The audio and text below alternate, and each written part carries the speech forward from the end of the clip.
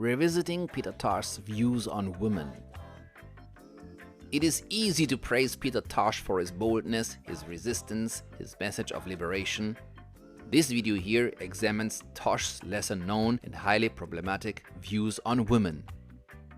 Peter Tosh would soon face accusations of bigotry based on his statements, especially once his views on women became more widely known.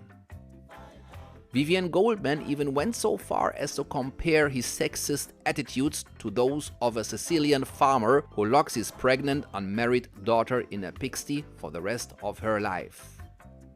A comment she made after a meeting with Peter in a Kingston parking lot in 1976, where he told her to keep her distance if she was menstruating. In another interview, he was asked by Bruno Blum, "Do you believe equal rights apply to women as well as men?" Peter replied, "Equal rights are universal for man and woman," only to alienate a large portion of his female fans shortly after by claiming, "A woman was created for the comfort of man. Seen? A woman cannot carry a 200-pound sack of sugar. A man can. Seen? There are many such things. A man must not wear a man's clothing. Seen? During her cycles, when she has her period, she must be isolated and kept alone during that time, for spiritual reasons, because she interferes with the communication between the father and the son. A man must not sleep with his woman while she is in that state. Babylon, that is Western philosophy, tells you it is okay, but the Rastaman says no. And the culture of the Rastaman is the traditional black culture. Seen? Peter Tosh certainly wasn't alone in that thinking. Bunny Wailer had once thrown Vivian out of a recording session for wearing shorts. She called their philosophy hideously regressive. And yet, Bunny was at that time working with Marcia Griffith, Jamaica's most prominent female singer. Later, NME would publish another article about Peter under the headline Tosh Pete. The journalist, unnamed but clearly a woman, asked whether he recorded nothing but love to shake off his image of being harsh towards women.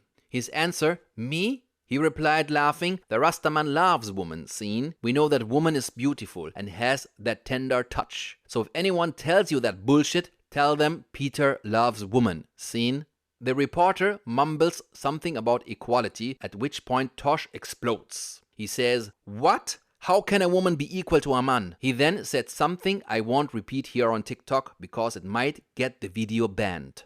Either way, he continued, "Sweetheart, the last time I saw how unequal women are was in America. Some women's libers in New York were trying to prove they were equal to men. So they went down to the docks to take on some jobs. They were given the task of moving 50 sacks of flour. One of them tried to lift the first sack and almost ended up in the hospital. That shows you women are not equal to men." The reporter then asked, "And intellectually?" just before Herbie Miller stepped in and asked her to change the subject. Later, music producer and sound engineer Chris Kimsey would say, "We made a good team, but Peter had an image to live up to, and he really went out of his way to uphold it. Given how things were in Jamaica, I suppose he had to. But at the same time, he was a very private person. With him, it was all about music and work. My wife was there with me, and I remember he didn't like white women very much. I think a lot of that was bravado, but Peter had this anarchic quality that was always just under the surface. That's what made him such a compelling artist, but maybe also why he never made the big crossover. It's hard to say. To conclude, I believe that some of his views on women were problematic, but this video here is not meant to diminish the contributions of Peter Tosh or attack his legacy, but rather to take an honest, factual look at an often overlooked side of a powerful voice in reggae history. Because true respect means seeing the whole picture, not just the parts we like.